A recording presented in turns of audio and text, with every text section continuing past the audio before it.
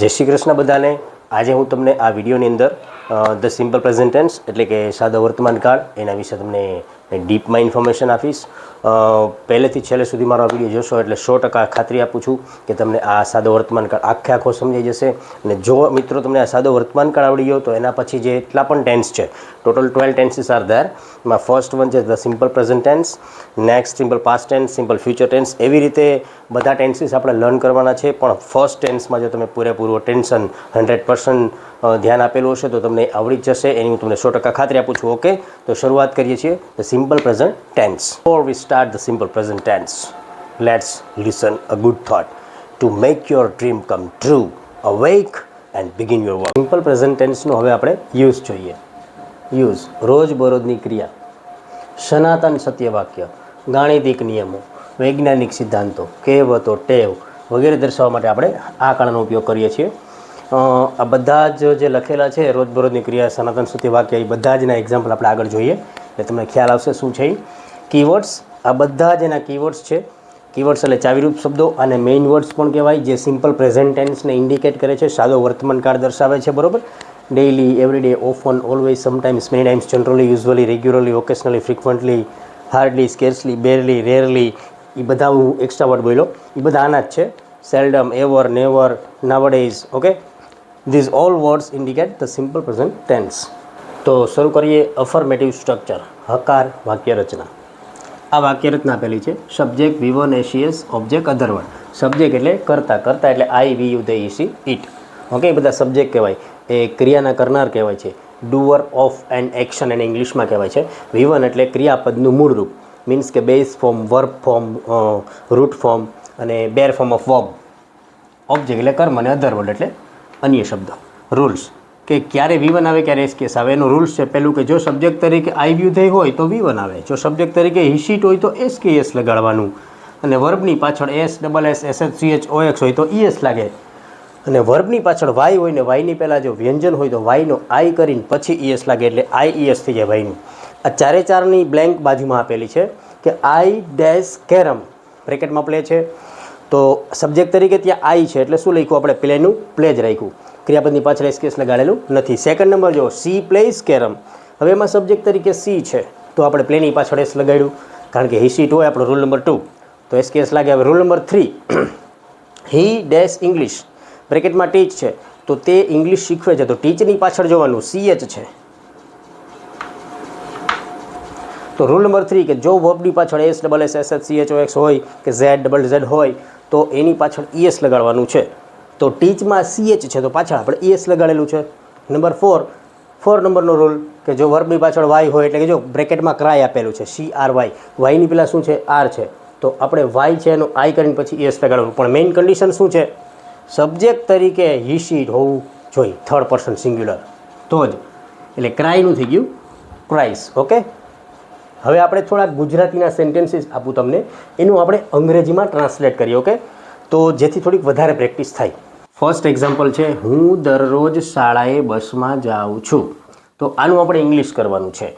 તો આપણી વાક્ય રચના શું હતી? આપણી વાક્ય રચના એ હતી સબ્જેક્ટ પ્લસ V1 ઓર SES plus object plus other word. આ આપણી વાક્ય રચના હતી. સબ્જેક્ટ એટલે કર્તા, ઓબ્જેક્ટ એટલે કર્મ અને અધર વર્ડ એટલે અન્ય શબ્દ. એ વાક્ય રચના આગળ હતી. અને V1 ઓર SES, ક્યારે V1 આવે ક્યારે SKS એ પણ આપણે અહીંયા સમજાવ્યું છે એ રીતે. તો પહેલું વાક્ય છે, હું દરરોજ શાળાએ બસમાં જાઉં છું. તો પહેલાં કોણ આવશે વાક્યમાં? તો કે સબ્જેક્ટ એટલે કરતા. તો આ વાક્યમાં સબ્જેક્ટ કોણ છે ગોતવાનું? સબ્જેક્ટ એટલે કરતા, ક્રિયાનો કરનાર, ડુઅર ઓફ એન એક્શન. તો અહીંયા છે હું છે એ જવાની એક્શન કરું છું. તો પહેલાં આપણે શું ઇંગ્લિશમાં લખશું? I. જાવું એટલે શું થાય કહેવાય ઇંગ્લિશમાં? ગો.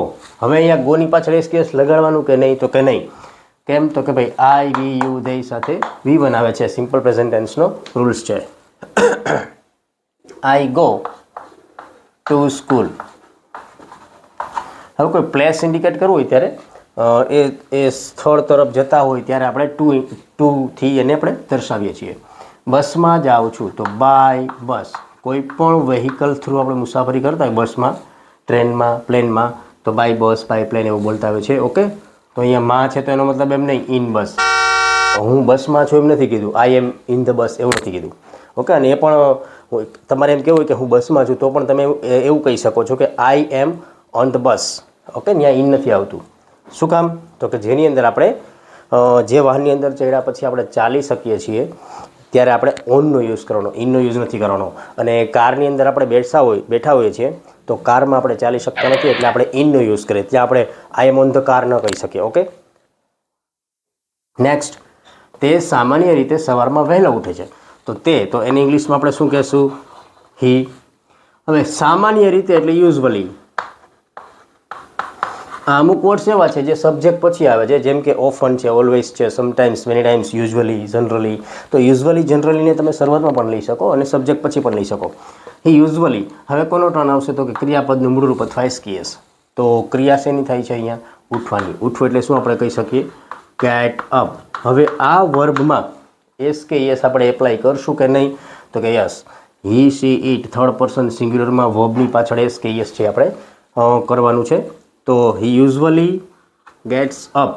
હવે વહેલો, એમાં ઓબ્જેક્ટ છે નહીં એટલે આપણે કંઈ ઓબ્જેક્ટ મૂકવાનો પ્રશ્ન નથી. વહેલો ઉઠે છે. વહેલો મીન્સ અર્લી.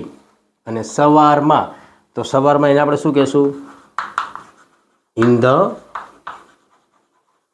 મોર્નિંગ. ઓકે, ભારતીય ખેડૂતો સખત મહેનત કરે છે. ઓબ્વિયસલી ભારતના ખેડૂતો છે સખત મહેનત કરે જ છે. હવે આપણે એનું ઇંગ્લિશ કરીએ તો ભારતીય ખેડૂતો એ કરતા છે. બરાબર, વાક્યની શરૂઆતમાં હકાર વાક્ય, આપણે અફર્મેટિવ સ્ટ્રક્ચર શીખીએ છીએ, અફર્મેટિવ, પોઝિટિવ. તો એની અંદર ભારતીય ખેડૂતો તો શું આવશે?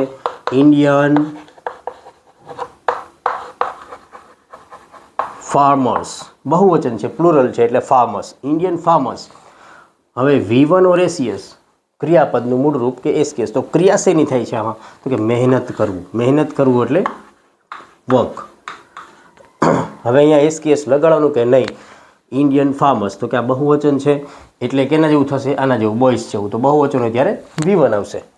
તો ઇન્ડિયન ફાર્મર્સ વર્ક એટલે આને એસકેસ લાગતું નથી. સખત, વર્ક હાર્ડ. ઓકે, આ સેન્ટેન્સ ડન. નેક્સ્ટ છે પૃથ્વી સૂર્યની આસપાસ ફરે છે. તો અહીંયા સબ્જેક્ટ કોણ છે? પહેલાં પૃથ્વી. તો એને આપણે ઇંગ્લિશમાં કહીશું ધ અર્થ. હવે આસપાસ ફરવું, ફરવાને શું કહેવાય? રિવોલ્વ્સ. અને આસપાસ એટલે એને આપણે ઇંગ્લિશમાં કહીશું રાઉન્ડ. કોની આસપાસ ફરે છે? સૂર્યની. The sun.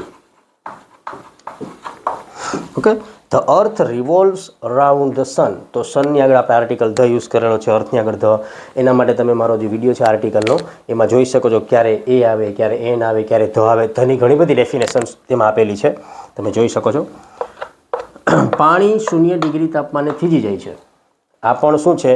તો કે ભાઈ સનાતન સત્ય વાક્ય છે. આ પણ સનાતન સત્ય વાક્ય હતું. Universal truth, general truth, fact જે કયો તે, બરાબર.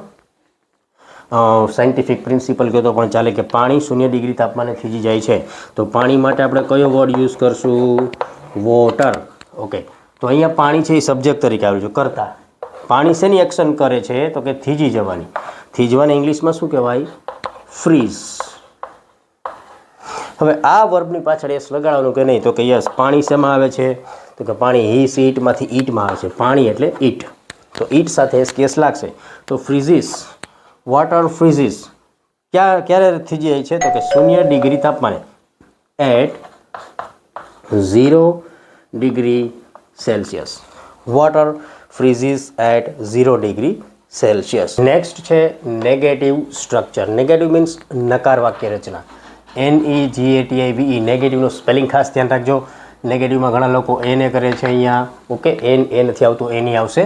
બાકી સ્ટ્રક્ચર, ઓકે, એની વાક્ય રચના છે નકારની. Subject plus do or does. ડુ/ડઝ.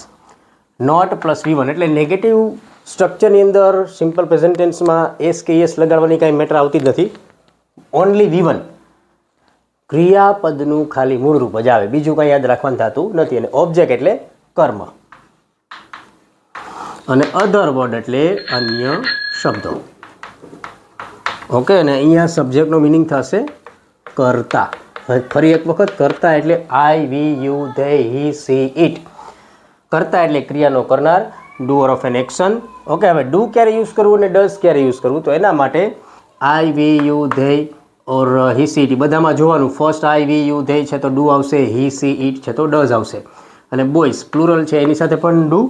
અને રામ થર્ડ પર્સન સિંગ્યુલર, અહીંયા કોઈ પણ પર્સન હોય એટલે કે જેન્ટ્સ હોય, લેડીઝ હોય કે કોઈ એનીથિંગ થર્ડ પર્સન સિંગ્યુલર હોય એટલે એની સાથે આપણે ડઝ જ યુઝ કરશું. હવે એ ફોલો કરીને આનો આન્સર જોઈએ આપણે. મને ખબર નથી, તો આ ઇન જનરલ આપણે પ્રેઝન્ટની વાત કરીએ છીએ કે આઈ ડોન્ટ નો. ઓકે, તો સબ્જેક્ટ છે મને એટલે આપણે શું યુઝ કરશું, આઈ. અને ડુ કે ડઝમાંથી આઈ સાથે શું યુઝ કરવાનું, ડુ. પછી શું આવશે, નોટ. અને V1 ક્રિયાપદનું મૂળરૂપ ખબર નહીં કહેવાય, નો. આઈ ડુ નોટ નો. અમે રોજ મંદિરે જતા નથી. Simple present tense, negative structure. અમે મીન્સ વી. હવે ડુ કે ડઝમાંથી વી સાથે શું આવશે તો કે ડુ. પછી ધેન નોટ, V1 ક્રિયાપદનું મૂળરૂપ જવું એટલે ગો. અને પ્લેસ આવે એટલે મેં કીધું એમ તમારે ટુ ધ ટેમ્પલ. અને રોજ એટલે ડેઇલી. તેણી દરરોજ વહેલી ઉઠતી નથી, તો તેણીને શું કહેશું આપણે, સી. હવે સી સાથે આપણે ડુ કે ડઝ શું યુઝ કરશું, તો એ સી સાથે ડઝ આવશે. સિમ્પલ પ્રેઝન્ટ ટેન્સની વાત ચાલુ છે. She does not. હવે ક્રિયા શેની થાય છે, V1 ઉઠવું એટલે ગેટ અપ. અને ઓબ્જેક્ટ છે નહીં, સીધો અધર વર્ડ એવરી ડે છે, ખાલી દરરોજ.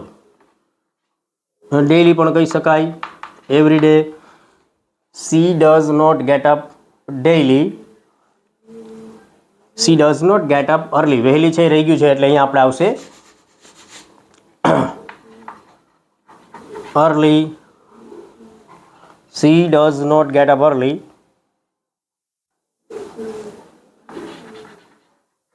Every day. અહીંયા આપણે એક અર્લી મૂકતા ભૂલાઈ ગયું હતું. વહેલી એટલે અર્લી. ઓકે, કેવલ કૃદંતો જાણતો નથી, તો કેવલ. હવે કેવલ સાથે શું યુઝ કરશું આપણે, ડુ કે ડઝ, તો એની સાથે આવશે ડઝ. નેગેટિવ છે એટલે થર્ડ પ્લેસ ઉપર જ નોટ આવશે. 1 2 3 1 2 3 1 2 3 1 2 3 થર્ડ પ્લેસ ઉપર નેગેટિવમાં નોટ આવશે. શું નથી જાણતો, વર્બ છે જાણવું, KNOW. અહીંયા ઓબ્જેક્ટ છે કર્મ, તો મૂકવાનું કૃદંત. કૃદંતને કહેવાય પાર્ટિસિપલ્સ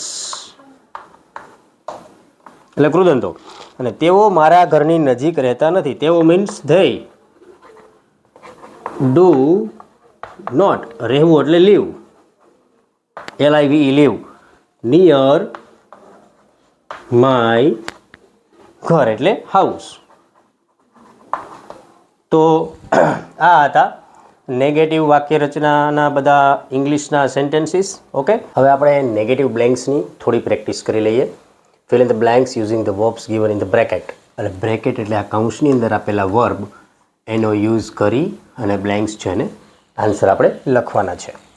આઈ ડેશ નોટ ડેશ કેરમ.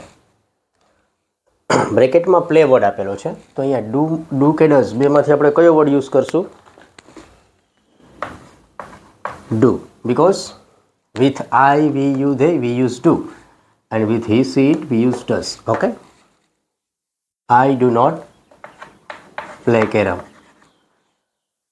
આનું ગુજરાતી શું થશે, હું કેરમ રમતો નથી. We do not live in Gondal. અમે ગોંડલમાં રહેતા નથી. સી ડઝ નોટ, વર્બ અહીંયા આપેલું છે, ગો ટુ સ્કૂલ રેગ્યુલરલી.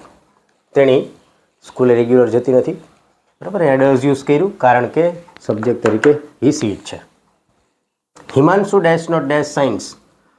બ્રેકેટમાં લખેલ છે વર્ડ ટીચ, તો હિમાંશુ છે એનું કન્સિડરેશન શેમાં થશે, he, she, it third person singular. Himanshu he છે તો અહીંયા આપણે યુઝ કરશું ડઝ નોટ. અને અહીંયા તો V1 જ આવશે. બરાબર, બધામાં સેકન્ડ બ્લેન્કમાં તો V1 જ આવશે. આગળ ડુ આવે કે ડઝ આવે, નેગેટિવની અંદર સેકન્ડ બ્લેન્કમાં V1 જ આવશે.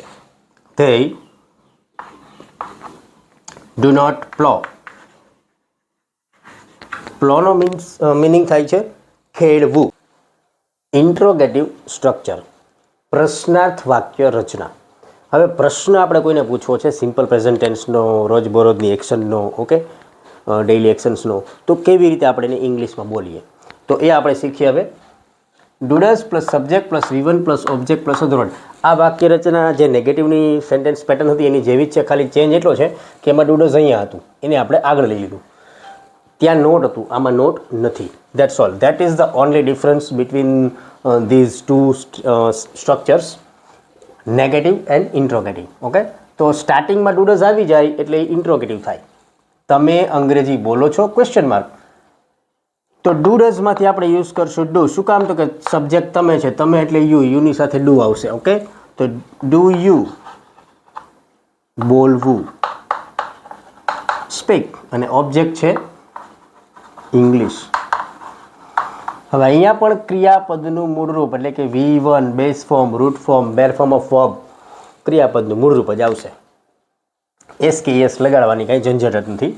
વિશ્વાસ વ્રતમાં રહે છે ક્વેશ્ચન માર્ક, તો અહીંયા આપણે ડુ કે ડઝમાંથી ડઝ યુઝ કરશું, કારણ કે વિશ્વા હી સી ઇટ હોય તો ડઝનો યુઝ કરવાનો છે. ડઝ વિશ્વા રહેવું, live, LIVE live, in Surat, does Vishwa live in Surat. Dharmendra sir અંગ્રેજી શીખવે છે, તો આપણે પહેલાં શું મૂકશું? ડઝ, પછી સબ્જેક્ટ કોણ છે? ધર્મેન્દ્ર સર.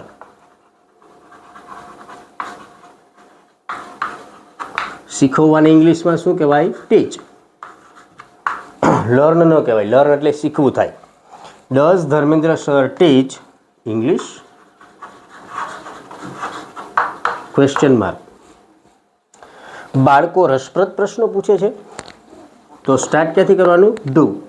શું કામ? તો કે સબ્જેક્ટ બાળકો છે, બાળકો એટલે ચિલ્ડ્રન. ચિલ્ડ્રન એટલે બાળકો એ પ્લુરલ છે, થર્ડ પર્સન પ્લુરલ ફોર્મ છે. હવે ઘણા લોકો ચિલ્ડ્રનનું બહુવચન ચિલ્ડ્રન્સ કરતા હોય છે, એવું હોતું નથી. ચિલ્ડ્રનનું એક વચન સિંગ્યુલર થાય ચાઇલ્ડ. જો ચાઇલ્ડ હોય તો ડઝ યુઝ કરવાનું, ચિલ્ડ્રન છે તો ડુ. પૂછવું, ક્રિયાપદનું મૂળરૂપ. પહેલું પ્લેસ હતું ડુડસ, બીજું પ્લેસ હતું સબ્જેક્ટ, ત્રીજું પ્લેસ આવશે ક્રિયાપદનું મૂળરૂપ. ક્રિયાપદ છે આસ્ક. ઓબ્જેક્ટ, ક્રિયાપદને શું વડે પ્રશ્ન પૂછો અને જવાબ મળે એને ઓબ્જેક્ટ કહેવાય. ક્રિયાપદને કોને એવો પ્રશ્ન પૂછો અને જવાબ મળે એને પણ ઓબ્જેક્ટ કહેવાય. પણ કોને પ્રશ્ન પૂછવાથી જે ઓબ્જેક્ટ મળે એ સજીવ હોય, અને શું પૂછવાથી ઓબ્જેક્ટ મળે એ નિર્જીવ હોય છે. નિર્જીવ મીન્સ નોન લિવિંગ બિંગ, અને હોમથી ક્વેશ્ચન પૂછો એટલે લિવિંગ બિંગ ઓબ્જેક્ટ મળશે. ડુ ચિલ્ડ્રન આસ્ક, રસપ્રદ પ્રશ્ન, ઇન્ટરેસ્ટિંગ ક્વેશ્ચન્સ, ક્વેશ્ચન માર્ક. તેણી વિજ્ઞાનની કાલ્પનિક વાર્તા વાંચે છે, તો તેણી એટલે સી છે, તો સ્ટાર્ટ કરશું આપણે ડઝ. ડઝ સી, વાંચવું મીન્સ રીડ. વિજ્ઞાનની કાલ્પનિક વાર્તા એને કહેશું આપણે સાયન્સ ફિક્શન. Question mark. હવે તમને ઇન્ટ્રોગેટિવની બ્લેન્ક આપેલી છે, તમારે એનો આન્સર લખવાનો છે, અને ઇન્ટ્રોગેટિવનું સ્ટ્રક્ચર આપણે આગળ જોયું પ્રમાણે ડુડસ સબ્જેક્ટ V1, ઓબ્જેક્ટ અધર વડે ક્વેશ્ચન માર્ક. ડુડસ અને સબ્જેક્ટ, સબ્જેક્ટ એટલે કરતા અહીંયા આપેલ છે ડૉક્ટર. ડૉક્ટરની સાથે આપણે I, V, U, they હોય તો ડુ, હી, સીટ હોય તો ડઝ. ડૉક્ટર શેમાં આવે છે? હીમાં, તો આપણે શું યુઝ કરશું મિત્રો? ડઝ. અને અહીંયા V1 આવશે, બ્રેકેટમાં ગીવ આપેલું છે તો ગીવનું ગીવ. ઇટ મીન્સ કે બધામાં સેકન્ડ બ્લેન્કમાં, ઇન્ટ્રોગેટિવમાં, સિમ્પલ પ્રેઝન્ટ ટેન્સ, સાદા વર્તમાન કાળમાં V1 જ આવશે બધે. પાછળ ચાલો મૂકી દો બધામાં V1.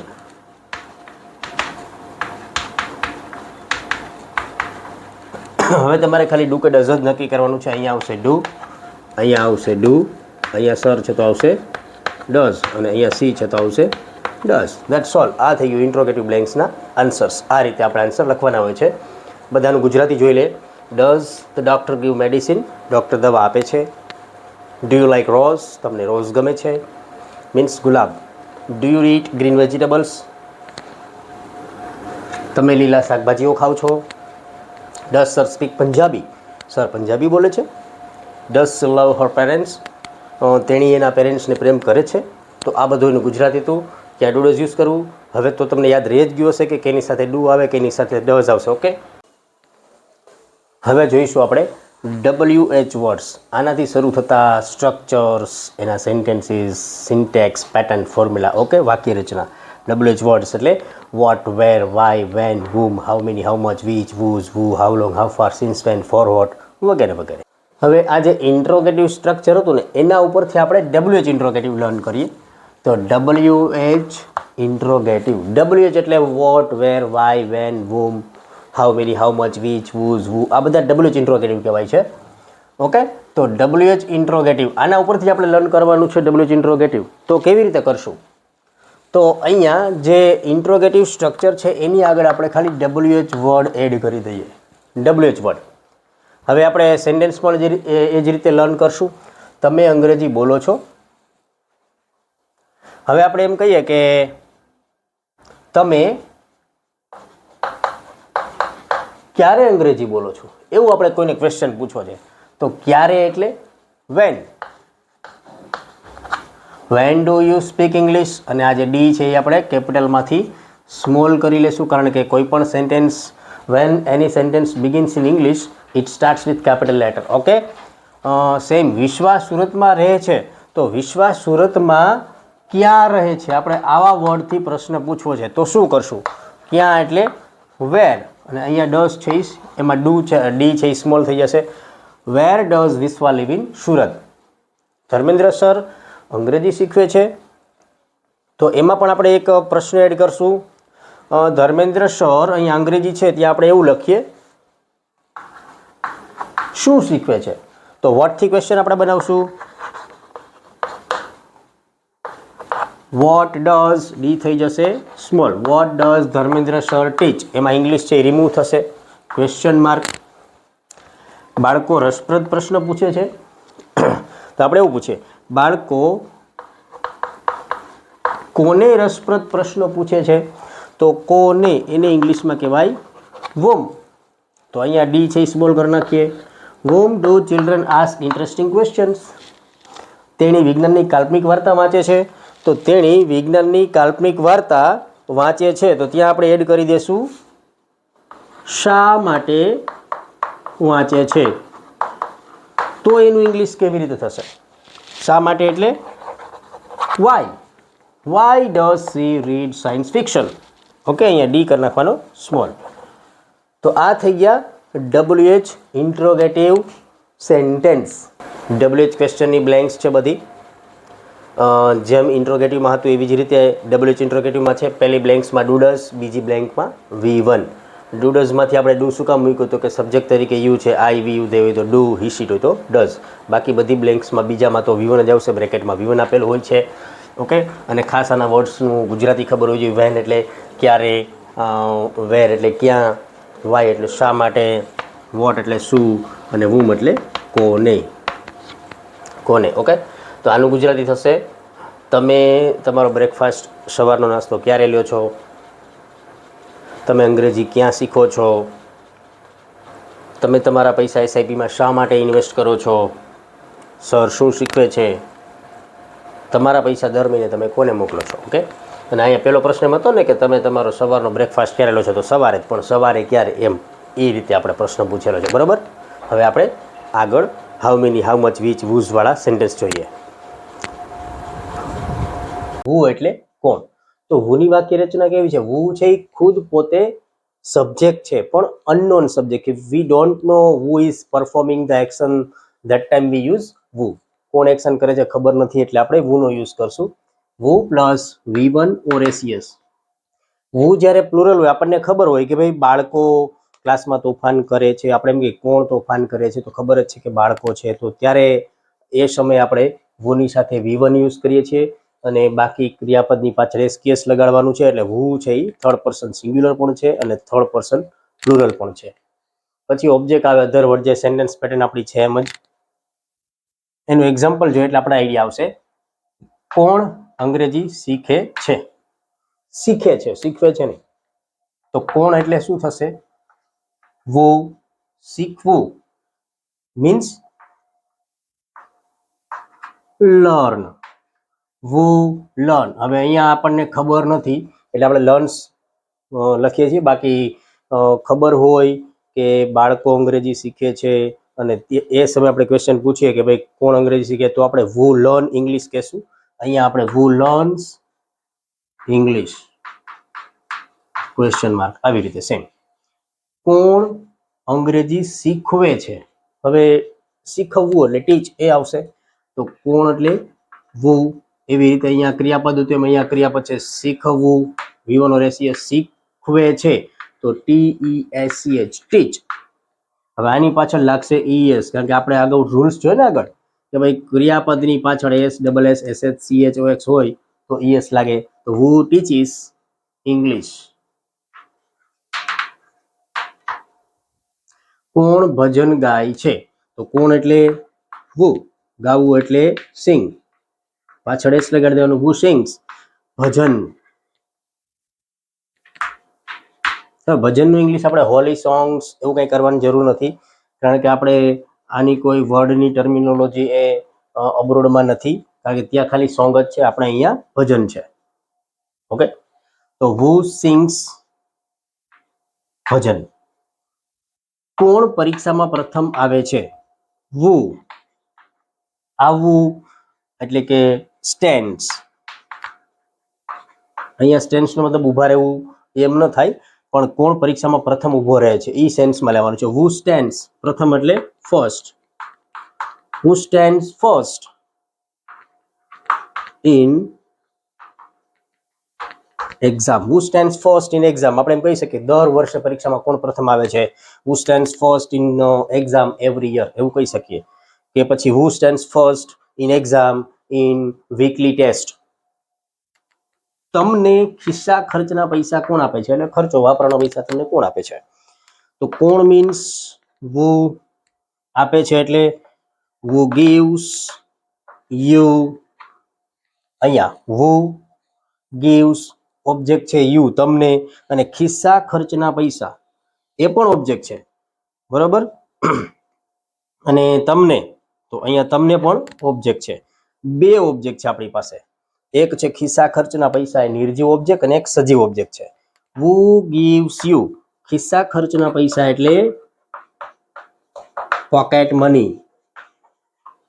who gives you pocket money question mark.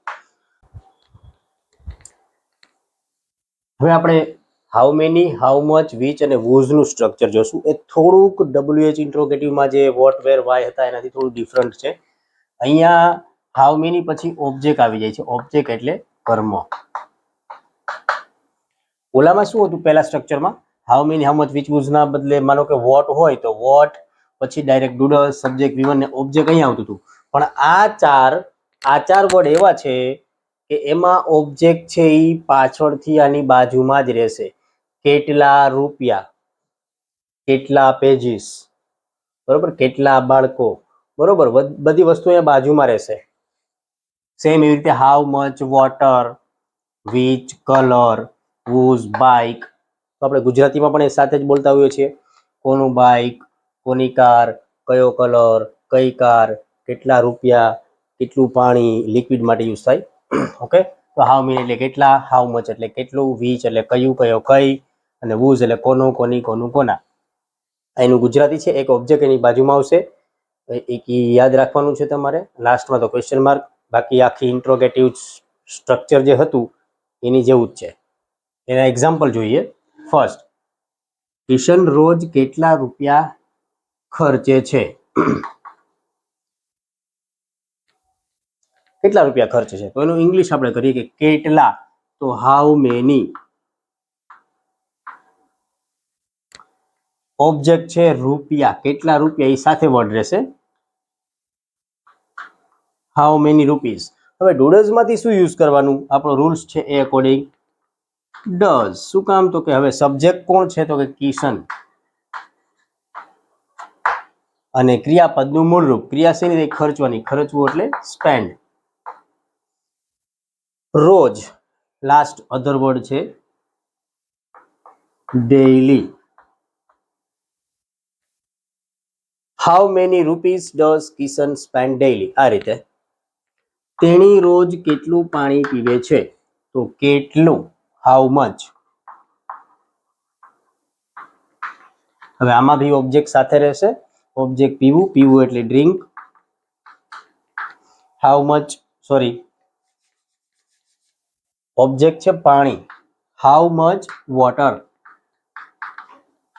હવે ડુ માંથી સી છે એટલે આપણે યુઝ કરશું ડઝ સી, અને પીવું એટલે ડ્રિંક. પીવું એ V1 છે, બેઝ ફોર્મ ઓફ વર્બ, અને રોજ એટલે ડેઈલી, એવરી ડે. લાસ્ટમાં ક્વેશ્ચન માર્ક. તમે કયો મોબાઈલ વાપરો છો? તો કયો મીન્સ કયો, કયું, કઈ. Which mobile. હા મને ખબર છે તમે એપલનો ફોન વાપરો છો, તમે આન્સર આપ્યો ને. Okay, which mobile do you use? Question mark.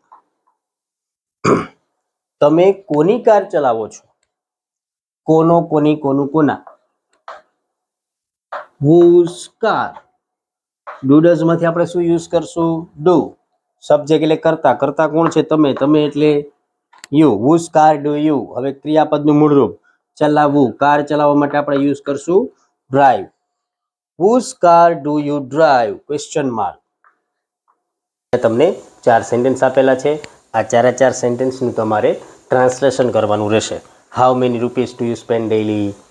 How much milk does she drink daily? Which car do you like? whose mobile does your daughter use for online class? હવે આપણે how many, how much, which અને whose, આ 4 અને who વાળું એના sentence, એની blanks આપણે learn કરશું આમાં.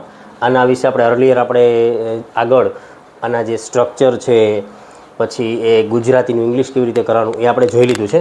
હવે અહીં આપણે બ્લેન્ક્સ ફોર્મેટમાં જોઈએ કે આન્સર કેવી રીતે આનો આવે છે. How many spellings dash you dash daily? તો અહીંયા શું આવશે? પહેલાં ડુ યુ રિમેમ્બર. ડુ શું કામ યુઝ કર્યું? ઓકે, યુ છે એટલે. હવે અહીંયા હી છે તો ડુ ડઝમાંથી શું આવશે? ડઝ. અહીંયા V1. અહીંયા શું આવશે? ડુ. અહીંયા શું આવશે? V1. અહીંયા શું આવશે? ડઝ. અહીંયા શું આવશે? V1. વિજયસિંહ હી છે, યુ છે એટલે ડુ. વિજયસિંહ ડઝ, હી છે. હું વાળું હું છે, એસ ઓર યસ વાળું ફોર્મ આવશે. who earns money in your house? who makes pot? who sells fruits? Okay, હવે આ બધાનું ગુજરાતી જોઈ લઈએ. તમે દરરોજ કેટલા સ્પેલિંગ યાદ રાખો છો?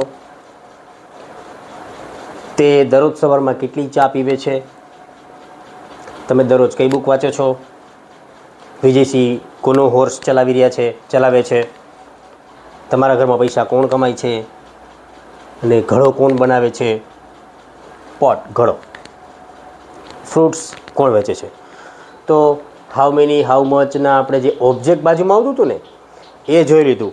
હવે આમાં બાજુમાં સબ્જેક્ટ પણ આવે, જેની વાક્ય રચના હુની જેમ છે. આમાં એમ છે કે હુ અર્ન્સ મની, તો એની બદલે એવો પ્રશ્ન પૂછે તો કે how many members in your family અર્ન્સ money? તો હુ એટલે કોણ, અને હાઉ મેની મેમ્બર્સ એટલે કેટલા સભ્યો તમારા ઘરમાં પૈસા કમાય છે. હવે હાઉ મેની, વિચ અને whose આ એનું સ્ટ્રક્ચર છે. બરાબર, બાજુમાં સબ્જેક્ટ આવી જશે, કારણ કે કેટલા છોકરાઓ એટલે સીધો સબ્જેક્ટ આવી જાય. એની વાક્ય રચના આ પ્રમાણે છે. જેમ ઓલી હકારની વાક્ય રચના હતી ને, પોઝિટિવ અફર્મેટિવ સ્ટ્રક્ચર, એની જેમ જ છે. સબ્જેક્ટ પ્લસ V1 ઓર એસ ઓબ્જેક્ટ અધર. ઓકે, હવે હાઉ મેની છે એટલે ત્યાં V1 તો આવશે નહીં, સોરી એસ ઓર યસ તો આવશે નહીં, V1 જ આવશે, કારણ કે પ્લુરલ છે. વિચમાં એસ ઓર યસ આવી શકે છે, whose-માં એસ ઓર યસ આવી શકે છે. અને અહીંયા નીચે એના 3 એક્ઝામ્પલ આપેલા છે, જેનું તમારે ટ્રાન્સલેશન કરવાનું રહેશે ગુજરાતીમાં. આની પહેલાં જે આપણે જોયું હતું હાઉ મેની, પછી ઓબ્જેક્ટ સાથે હતું, બરાબર. હવે અહીંયા હાઉ મેની પછી સબ્જેક્ટ છે.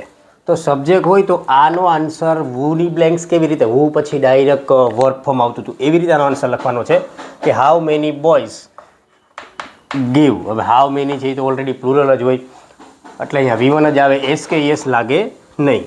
વિચ ગર્લ, હવે આ કઈ છોકરી, થર્ડ પર્સન સિંગ્યુલર છે એટલે એસ કે યસ તો આવશે જ.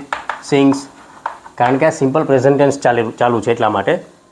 whose son studies, okay, S કે યસ લાગે, પણ અહીંયા વાયનો આઈ કરીને આપણે ES કરેલો છે, કારણ કે એવો રૂલ્સ હતો આપણે કે વાયની પહેલાં જો વ્યંજન હોય કોન્સોનન્ટ તો Y changes into I, Y is change into I and then add ES means Y છે એ IESમાં ચેન્જ થઈ જાય છે. Whose son studies in America. આ બધાનું ટ્રાન્સલેશન તમારે જાતે કરવાનું છે પ્રેક્ટિસ માટે કે આનું બધાનું ગુજરાતી શું થશે. ઓકે, જોઈ લેજો તમે બધા ગુજરાતી કરો પોઝ કરીને, પછી આગળ વિડીયો પ્લે કરો. હવે આપણે WH ક્વેશ્ચનની લાસ્ટમાં પ્રેક્ટિસ કરી લઈએ. જેટલી રીતે પૂછાતા હતા એ બધા આપણે પ્રેક્ટિસ કરી લીધી છે. ઓકે, તો હવે અહીંયા એક ક્વેશ્ચન આપેલો છે, કશ્યપ પ્લેઝ ક્રિકેટ અને અંડરલાઇન કરેલો વર્ડ છે ક્રિકેટ નીચે. તો તમારી પાસે 4 ઓપ્શન છે. હવે એવો ક્વેશ્ચન આમાંથી સિલેક્ટ કરો કે જેનો આન્સર ક્રિકેટ આવતો હોય.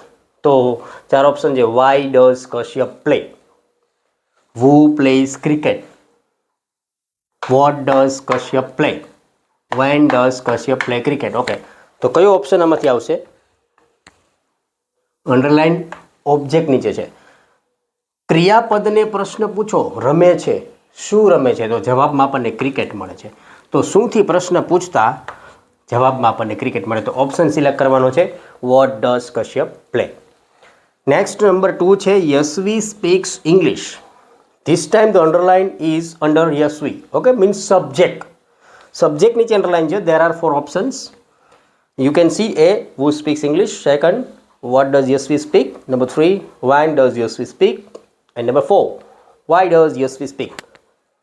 You can see what will be the appropriate answer among these 4 options. Okay, let's see.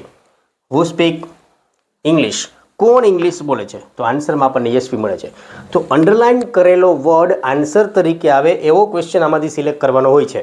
Okay, select the questions from the 4 options which answers the underline words.